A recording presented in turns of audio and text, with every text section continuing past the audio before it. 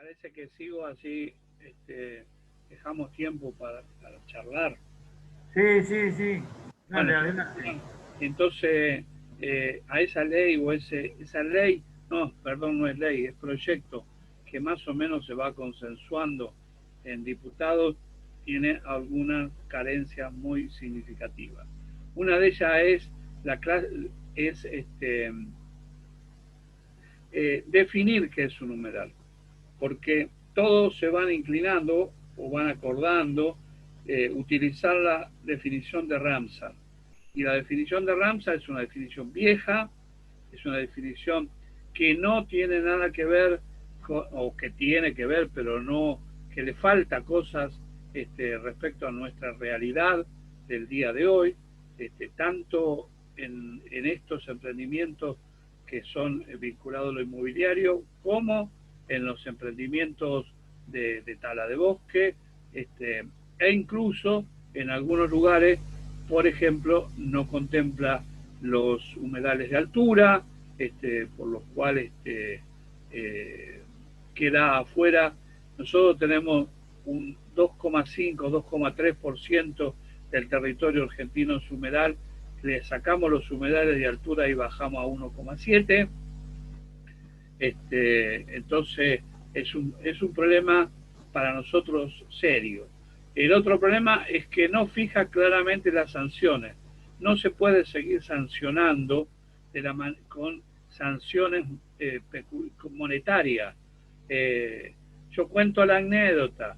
El pueblo de Plata invadió toda una zona, volteó árboles, los quemó. Nosotros logramos que el OPDS fuera con una inspección en ese momento y le aplicaron una multa de 1 millón de pesos, 986.000 pesos. Eso a Caputo. Es lo mismo que, no sé, sinceramente no se puede comparar. Entonces, para algunos de nosotros, no para todos, van a encontrar diferencia en esto, hay que llegar al punto de que los grandes emprendedores, no esa persona que no tiene dónde ir a vivir y construye su casa sumamente precaria a orilla de un humedal, como puede ser un arroyo, sino a los grandes emprendedores hay que meterlos presos. Tienen que ir a parar a Ezeiza, a Devoto, a alguno de esos lugares. No puede ser que lo resuelvan con plata, porque plata les sobra, plata nos roban a nosotros, y yo les puedo asegurar que en la venta de los terrenos hay un porcentaje destinado al pago de multas que se acuerda con los compradores, de acuerdo a las circunstancias, de acuerdo al barrio de que se trate, al nivel del barrio privado que se vaya a construir. Ya está contemplado en los gastos. El tercer elemento para mí que hay que encontrar una vuelta en la ley o abriendo la posibilidad de generar otra discusión es esta capacidad, esta mala interpretación del federalismo. Es decir, el hecho que las provincias tengan la resolución final sobre la utilización del suelo hace que algunos gobernadores, que son señores feudales, Entre Ríos en estos días una demostración acabada de lo que está pasando con algunos que se creen que ellos son los dueños de la tierra, y en todo caso la tierra no tiene dueño, eh, sino la producción tiene dueños, y ellos no son los dueños del país. Bueno, pero ese concepto de que es la provincia el que destina al final ha hecho que perdamos, no importa la cifra, para no aburrirnos con cifras, la inmensidad de hectáreas que hemos perdido en el Chaco con los desmontes, o en Jujuy, o en Salta, o en distintos puntos de nuestro país, porque termina el gobernador diciendo sí o no a estas situaciones, con una nula participación del Poder Federal, porque aquel acuerdo que se hizo para la reforma de la Constitución le dio estas posibilidades a los gobernadores, que a su vez son eternamente reelectos en muchos casos y pueden serlo, a que sean ellos los que definan el destino final del suelo. Digamos, esos son tres elementos, puedo hablar de otros elementos que si no las contempla una ley de humedales vamos a estar con problemas como estamos con la aplicación de la ley de glaciares, porque no está claro la definición económica, es decir, cuánta plata hay que destinar ahí, los presupuestos anuales escapan a esa realidad, los inventarios no se pueden hacer totalmente, se va haciendo en forma muy lenta, o como pasa con los agujeros que deja la ley de bosque, porque la ley de bosque tuvo que negociarse también para poder sacarla, agujeros que le permite a muchos cometer las troperías que están cometiendo. Puede ser que esto aparezca como una opinión así muy ultra, pero no estamos jugando cosas muy importantes cuando hablamos de los humedales. Esto no va en contra de la producción, se puede producir con los humedales, se puede sembrar varias cosas. Obviamente lo que no se puede usar es glifosato, y también necesitamos que se quede claro una ley que impida el uso del glifosato en nuestro país, o que impidamos que se pueda sembrar ahora trigo transgénico, lo que nos va a llevar a la larga que terminemos comiendo penicilina, es decir, de antibióticos, o lo que lleva el glifosato, o que se pueda seguir avanzando con este acuerdo con los chinos para la cría industrial de porcinos, que causa problemas muy serios a la naturaleza por la cantidad de miles de litros de agua que se requieren, daños a los animales que son brutales, y después los daños a quienes vayamos a ingerir esa carne, porque esos animales solamente se los puede mantener con antibióticos. Y ustedes habrán visto cómo se produce la muerte de muchas crías, porque una madre puede amamantar hasta 8 o 9 lechoncitos nada más, y a veces por el efecto de cómo los tiene más de esa cantidad, y ese más son sacrificados. En fin, todas estas leyes, yo me fui, pero era para hacer un repaso y volver a la ley de humedales. No se trata de la mejor ley, se trata de una buena ley que pueda ser consensuada con la participación social real, que es el otro grave problema que tienen estas leyes. Se invitan a dar discursos a los técnicos, a las personas reconocidas, pero muy difícilmente van a ver, si siguen las reuniones de la Cámara de Diputados, al menos, muy pocas veces está el movimiento social dando sus opiniones a partir de la realidad en la que viven. A ver, creo que por acá podríamos parar con el tema verde, ¿no? Bien, sí, me parece bien. Hagamos un bloque y con preguntas sobre este bloque y después abordamos lo de Venezuela. Así que le digo a los compañeros que quieran preguntarte algo, bueno, que se animen. Si puedo, se lo contesto. Ahí está Juan Carlos. Yo después. Hola Ernesto, me parece muy interesante tu charla. Soy un viejo militante, pero soy un desconocedor de todo el problema que puede acarrear la transformación de la naturaleza. Me quedan muchas cosas claras. Hay una cosa que me gustaría preguntarte mucho, es si todos esos humedales que van por toda la ribera sur son propiedad privada o es propiedad del Estado, porque sería una doble falta si es propiedad del Estado que se construyan barrios. Bueno, ahí vas a encontrarte con variedad. En el mayor de los casos es propiedad del Estado, son tierras fiscales, aunque si hablamos del caso puntual, por ejemplo, de los barrios que te mencioné en o que les mencioné en Berazategui, todas esas tierras tenían dueño. Ripiolita, el viejo Balsa, Barça, todos tenían dueño, pero la ley de bosques en eso es absolutamente clara. Quien sea dueño de un sector de tierra que sea bosque o que sea o que por ejemplo esté dentro de la clasificación, se los clasifica de tres maneras a los bosques: en zona roja, amarilla y verde.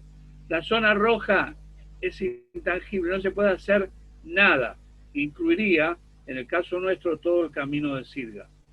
La zona amarilla solo se puede hacer construcciones que permitan la investigación y la educación, es decir, podés hacer un paseo por el bosque siempre elevado, sobre caminos de madera elevada, para no destruir el suelo, y avistadores de aves, que pueda decir, bueno, yo voy a llevar acá a jóvenes y niños para formarlos en el conocimiento de la naturaleza. La zona verde es un poquito más, bastante más light, y ahí se permiten hacer más cosas. Pero el dueño de esas tierras tiene la obligación de cuidarlas, de mantenerlas, no de hacer lo que quiere. Y si es del Estado, obviamente, el Estado está mucho más obligado a resguardarla. Es decir, de ninguna manera, sea de uno u otro, se puede hacer un barrio privado, por ejemplo, y tapar un humedal. El privado lo tiene que cuidar es no agredirlo, y el Estado obviamente tiene la obligación de hacerlo, ¿no? Buenas tardes. Quería hacer una pregunta muy interesante. La verdad que uno no está tan al tanto de todo lo que es la naturaleza en la que estamos inmersos, ¿no? Porque pareciera que estamos aislados de todo, y al contrario, el universo está todo interconectado. Ahora, respecto al más allá de los negociados para permitir estos emprendimientos, si las consecuencias a esa agresión a la naturaleza después se han visto que generan a los municipios, a las provincias, grandes catástrofes e incluso pérdidas económicas. Entonces, más allá de esos negociados, ¿cuál es, cómo es eso? No lo entiendo, porque en los desmontes se ve también los desastres que después son económicos también, ¿no? Más allá del humano y todo. Obvio, si vos tapás un humedal, lo que vas a conseguir es que un humedal y por supuesto su zona, su valle de inundación, que están siempre en correlación, lo que vas a encontrar es que el primer punto poblado cercano se inunde, ¿no? Es irremediable, porque si vos levantás una montaña de 4 metros de agua, el agua que corre, de 4 metros de tierra, perdón, el agua que corre del oeste en búsqueda del río, cuando choque contra esa pared, ese paredón, se va a ir por los lados, y en los lados siempre hay hay viviendas. ¿Qué es lo que pasa en Bécar? ¿Cuándo Bécar se inundó? Bécar no es un lugar de donde nació con viviendas pobres.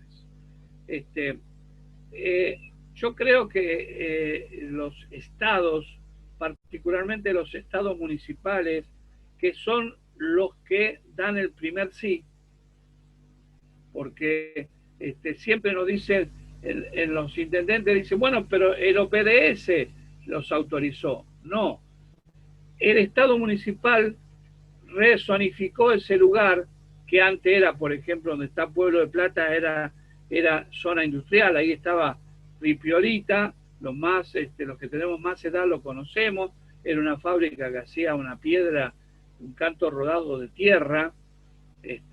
Bueno, y el municipio en un momento sacó una ordenanza y lo rezonificó y lo convirtió de zona industrial en zona apta para construir barrios privados, porque también tiene R1, R2, R3, R4, eso ustedes lo conocen. ¿Qué recibe a cambio? Nada, porque en realidad estos sectores no pagan más, no pagan las tasas, no las pagan. Usufructan el agua, muchas veces el agua de distribución de red. En el caso de Berazategui, el agua es suministrada por el municipio. Hace poquito habrán leído que Abril se equivocó cuando mensuró sus tierras y se extendió unos cuantos metros para atrás y se quedó con una laguna. Y después le empezaron a molestar los carpinchos, habitantes naturales de hace años y años de esa laguna. ¿Y qué hizo? Algunos los mató, otros logró que se los llevaran a lugares que no es para los carpinchos. Y habrán visto también la foto de los carpinchos chiquititos mirando del otro lado del alambrado, la laguna, como presos, y ellos estaban del lado del parque, porque no podían pasar a su lugar natural. Es decir, no hay ganancia, solamente la ganancia puede estar en decir, mirá qué municipio progresista, entre comillas, eso no es progreso, que tengo yo, que tengo acá viviendo a gente de tanta importancia. Yo no voy a hablar de quienes han hecho censo de cuántos narcos viven en Abril, pero bueno, por ahí están dando vuelta a la cifra, cada tanto algún diario publica alguna cuestión. No quiere decir que todos los que viven en barrios privados sean narcos, por favor. Hay gente que tiene un poco más de plata y que tiene la posibilidad de irse a un lugar lindo a vivir y va a vivir, consciente o no del mal que está produciendo. Yo creo que, a ver, nosotros hablamos permanentemente del cambio climático. Una de las cuestiones que produce que estemos en esta situación es el dióxido de carbono. Un humedal como los océanos captura más dióxido de carbono que los árboles. Entonces lo capturan en un 50% más. Si nosotros los hacemos desaparecer, alguien va a decir, che, vos tapaste 3 humedales, acá hay tanto lío. No, es que esos 3 se multiplican aritméticamente, ¿no? Entonces, nosotros estamos afectando nuestra calidad de vida, estamos afectando el riesgo, estamos produciendo riesgo de inundación a los vecinos que viven en la cercanía y estamos contribuyendo a la desgracia que es que el planeta esté por donde está, ¿no? Si tenemos que bajar el calentamiento global y lo estamos subiendo, ¿se entiende? Bien, Ernesto, otro compañero que quiera... Por ahí lo veo a Antonieta, pero está mutado. Raro que Tito no hable, porque cuando habla Tito... Ah, bueno, entonces lo dejamos ahí. Tito está cerca. Tito, tenés... Javier, hola. Javier. No, sí, hola Ernesto, soy un ex vecino del lugar de Plátanos. Conozco bien lo que estuviste describiendo y muy bien detallado, y es totalmente cierto lo que está pasando. Y hay un tema que es doblemente perjudicial, que es para tapar esos humedales, tanto como para hacer las autopistas que hacemos acá, necesitamos levantar niveles. O sea, los humedales se tapan con tierra. Esa tierra sale de otro lugar con tierra, y no es cualquier lugar. Y aparecen las tosqueras que todos vemos, los que usamos autopista, acá en Quilmes, en Hudson, en Villa Elisa, en La Plata, y es o sea, por un lado estamos tapando un espacio esponja que nos permite filtrar el agua que alimenta las napas de las que nos proveemos, y por otro lado creamos espejos de agua permanentes, con todo lo que implica en cuanto a la humedad ambiente de la zona, mosquitos, es un problema que no lo van a resolver porque no tiene solución. O sea que para solucionar un problema con el beneficio de ellos nos perjudicamos, pero ampliamente todos, ¿no? Era una acotación nada más. No, y te agrego una cosa.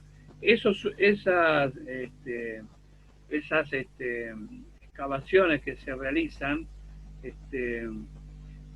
para hacer este tipo de negociados, muchas veces después se las tapa con basura. Exactamente.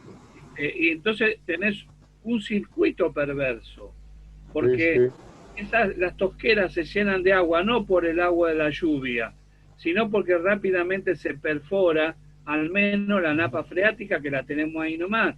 Es decir, se llena con el agua de las napas, es agua surgente. Es decir, que vos cuando después la llenás de basura, lo que haces es comunicar los residuos, me olvidé el nombre, de la basura, de los líquidos lixiviados que van percolando y van contaminando las napas. Es decir, que el circuito no para en el agujero, que a su vez, además, ya tenemos varios chicos que se ahogaron, porque vos podés poner un cartel y un alambre, pero los pibes en verano se tienen mucho calor y van igual, y esos lugares son de paredes lisas y se llenan de plantas, como plantas que atrapan, y si te agarran en un lugar muy hondo no es fácil subirse. Si no sos un buen nadador, no es fácil mantenerse en la superficie en sí. Tenemos varios en Plátanos, ahí atrás de Gatti, vos te acordarás ahí, en lo que después fue el gran basural de Plátanos Norte. Bueno, ahí se ahogó un par de chicos en distintos momentos. En Varela ha sido una desgracia durante mucho tiempo. Es decir, que después se hace un circuito perverso alrededor de eso. Pero es una acotación muy importante. Aparte estos emprendimientos no consideran el tratamiento de los efluentes cloacales, o si los consideran muy, muy, muy sencillamente, y no es sencillo, no tienen en su proyecto, por una cuestión de costos, plantas de tratamiento y que nos garanticen. Por donde lo miremos, son desventajas. No hay aporte. La excusa es la utilización de mano de obra local, pero no alcanza a repararlo el daño que genera, ¿no? Así es. Yo quería aportar algo igual que Javier. Estoy totalmente de acuerdo en la definición que dio, que esto no tiene solución del daño que se hizo. Pero lo que se puede aportar es el conocimiento que usted está virtiendo. Por lo que vemos es la profunda ignorancia que tenemos. Y sobre eso podríamos actuar para el futuro. La ignorancia de no saber cómo se maneja la naturaleza, cómo trabaja, y creo que desde la primaria hasta llegar a la gente que no urbanizó y que tiene que urbanizar en el futuro, hacia nuestros dirigentes, hay una profunda ignorancia. Y eso es lo que tendríamos que trabajar, porque los humedales destruidos no los podemos reparar más. Yo vivo en Quilmes y toda la ribera, todo lo que era la ribera nunca va a poder volver a ser como era antes. Hay cosas que no existen más y sé muy poco. Recién ahora, a mis 60 años, aprendí que los ríos de llanura se mueven por termodinámica. O sea que yo siento que tengo mucha ignorancia y a partir de que escucho a gente que usted, que sabe más que yo, veo la ignorancia que tenemos y la ignorancia de nuestros dirigentes, de nuestros políticos, de lo que único tiene ambición de construir y no tienen idea. Hay gente joven que estudia, por ejemplo, ciudades del futuro. ¿Y cómo van a hacer si no saben cómo ponerlas adentro, sobre qué plataforma hay que ponerlas? Todo esto hay que estudiar y tenemos una profunda ignorancia. Y sobre eso creo que su aporte y lo que podemos hacer es para tratar de poner currículum en la primaria, en la secundaria, en la terciaria y exigir también que los ediles y los políticos sepan algo, porque son unas ignorancias terribles. Eso quería aportar nada más. Ernesto, yo te quería consultar, ahí en Quilmes se anunció un proyecto en la ribera sobre tratamiento de la basura, que pasa por clasificarla, una parte recuperarla y otra parte enviarla hacia ANSE, creo. ¿Qué opinión tenés, si conocés el tema, y qué te parece eso? Porque también hay mucho ruido de cierta oposición al gobierno que une eso con ahora también una futura alcaldía que van a hacer en la zona de la ribera, aparentemente, y atacan, incluso están planteando una movilización acá en Quilmes contra Mayra Mendoza y la gestión por el tema de la alcaldía, porque están denunciando que es una cárcel de grandes dimensiones que van a instalar. Todo mentira, pero bueno, en concreto sobre el proyecto de la basura. Mira, no, obviamente seguimos porque somos parte de la Asamblea de la Costa de la que hablaba hoy, pero bueno, no hay tiempo para meterse en todas. Ahí la construcción de este ecoparque, como lo llaman, en nuestra opinión, todo eso de la alcaldía y es parte de lo que decía recién Horacio, creo. La política, cuando se mete en estas cosas, se mete para ser trastadas, digamos, para que les sirva para ellos, ¿no? Porque desconocen o porque no les interesa conocer o por varias cosas más.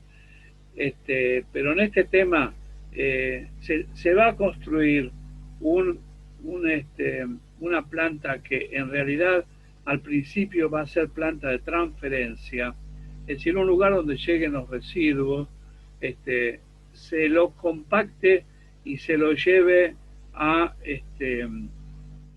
lugar que Quilmes tiene destinado según la época que el SEAN se le indica, pero tengan en cuenta una cuestión, eso está a 400 metros del río aproximadamente, o de la entrada de lo que es el río a través del Yachting Club, esa zona. Es zona de humedales, es zona de bosques y es zona inundable. Entonces, si se va a hacer un trabajo para evitar que la basura se moje, porque la basura mojada es imposible de separar, por lo menos los sistemas que hay acá. En Europa hay otros sistemas, pero bueno, los sistemas que nosotros conocemos, si van a elevar el terreno, van a hacer un terraplén, ¿no? Lo cual es un problema. Si no lo van a elevar, se va a inundar. Y permanentemente lo que va a suceder es que eso se va a convertir en un basural, digamos, ¿no? Porque una cosa es un proceso de acopio, es decir, que recibo, achico y mando, que es lo que son estas plantas. Distinta es una planta de tratamiento, y en realidad los planes que se han presentado no es para hacer planta de tratamiento de residuos. La planta de tratamientos que nosotros podemos montar en nuestro país, fundamentalmente parten del hecho de la separación en origen de la basura. Si los residuos no son separados en origen, si no hay una participación social activa en la separación en origen. Después es muy difícil todos los procesos posteriores.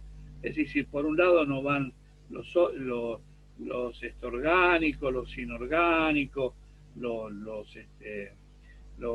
residuos amarillos, como le llamamos habitualmente, que son la jeringa, el algodón, las toallas femeninas, los pañales, bueno, cosas que no pueden ser reciclados. Si eso no se separa en origen, las plantas de tratamiento tienen que ser muy, muy especiales, y esa que está programada en Quilmes no lo es. No lo es.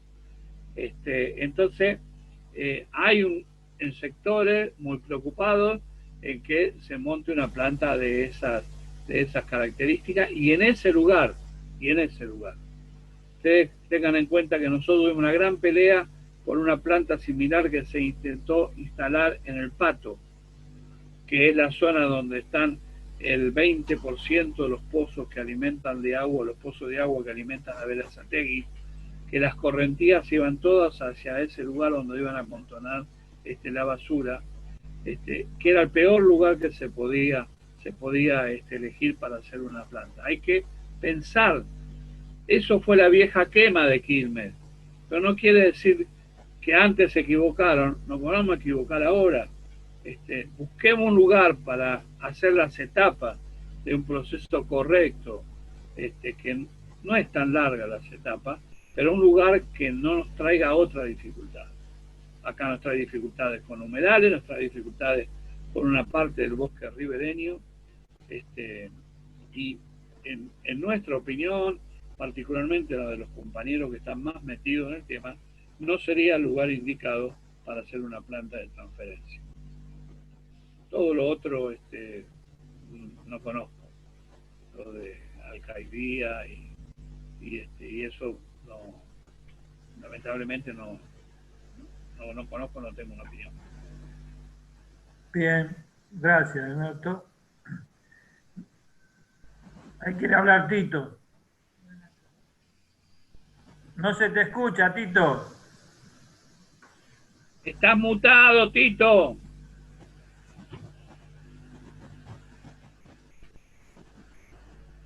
No se escucha, Tito.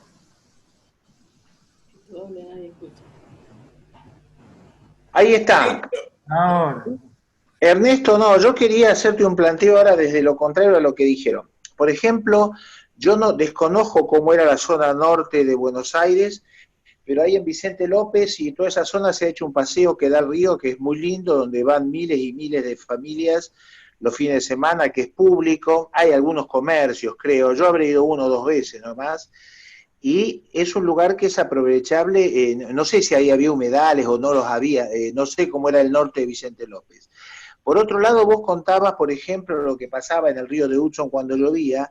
Ahí se hizo ese camino de asfalto que bloquea el paso, como decís vos, de las aguas del norte al sur y demás del arroyo Balduino, pero eso se convirtió en un paseo para miles y miles de verazateguenses y zonas aledañas, donde la gente va y en bicicletas, paseos que fluyen y fluyen y fluyen. Yo creo, por ahí habría que mixturar cómo se podría hacer. Un buen ejemplo, no sé, para mí, es lo que hizo Ferraresi acá en Avellaneda.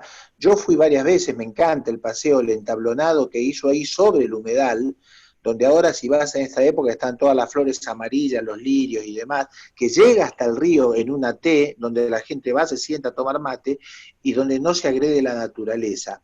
Porque están esas contradicciones, ¿no? Si bien es cierto que vos decías, el asfalto está 2 metros sobre elevada, pero vos contabas que iban y tenían que salir rajando porque eso no se podía usar, porque cuando llovía o algo. Entonces es cómo podemos hacer un proyecto que sea amigable con la naturaleza, pero que también la gente lo pueda disfrutar, porque así como está hoy, entonces vos decís, no, el humedal no es para disfrutar, el humedal cumple una función ecológica para alimentar los acuíferos, esto, pero por ahí no querés ir a caminar, andate a otro lado. No sé si lo que hizo Ferraresi vos lo conocés y tenés opinión formada. Yo no sé cómo se entendió lo que dije, pero explico. En principio, ese camino que había que hacerlo no tenía que ser de la manera en que se hizo. No debía ser un camino elevado 2 metros, sino que debía ser un camino que sea acorde a la realidad donde se lo estaba haciendo. Vos viste que en Punta de Indio hay muchos caminos que son de conchilla. Sí. Bueno, yo no digo que la hicieran de conchilla. Se podía hacer un camino que guardara primero la forma, el serpenteado del camino, porque el camino era serpenteado, pero no caprichosamente, sino porque quienes empezaron a ir a la costa en su momento, empezaron a ir buscando los lugares posibles para llegar. Lo mismo que los arroyos, ¿no? Los arroyos ahora los convierten en canales. Entonces, lo que decía recién Horacio, se va todos los caños. Los arroyos en la pampa en la que vivimos nosotros serpentean porque la naturaleza le dio esa cualidad de que van pegando contra los costados y van avanzando en búsqueda de su objetivo final, que es donde van a desaguar. Cuando lo convertís en un canal, lo único que haces es convertirlo en un lugar que recepcione agua y que crece, y que una sudestada te lo convierte en un peligro terrible. El camino a la costa de Hudson se podía haber hecho de otra manera, no un asfalto que es una avenida, que no hay muchas de esas avenidas en Berazategui, que tiene 2 manos, que tiene iluminación perfecta, sendero de bicicleta, sendero para andar en patines, y después, es decir, se podía hacer, pero no así. En los lugares donde cruzaban los 2 arroyos, pues yo hablé del arroyo grande, el arroyo chico ya está inhabilitado por Pueblos del Plata, se podían haber reemplazado los puentes que había, porque había puentes ahí, por unos puentes como la gente, que permitiera que no se destruyeran, puentes modernos, puente de hierro, pero hacer ese tipo de puente. Cuando vos llegás con la 63, es verdad, la gente va, ¿y con qué te encontrás? Te comentó de que, bueno, vos llegás a una rotonda que tiene 8 palmeras, 10 palmeras, que no dan nada de sombra, que se tiraron abajo cientos de árboles, ahí sí que eran árboles nativos, cientos de árboles nativos, en una zona donde los árboles llegaban hasta la orilla del río, y después se intentó hacer ese murallón, se hizo ese murallón.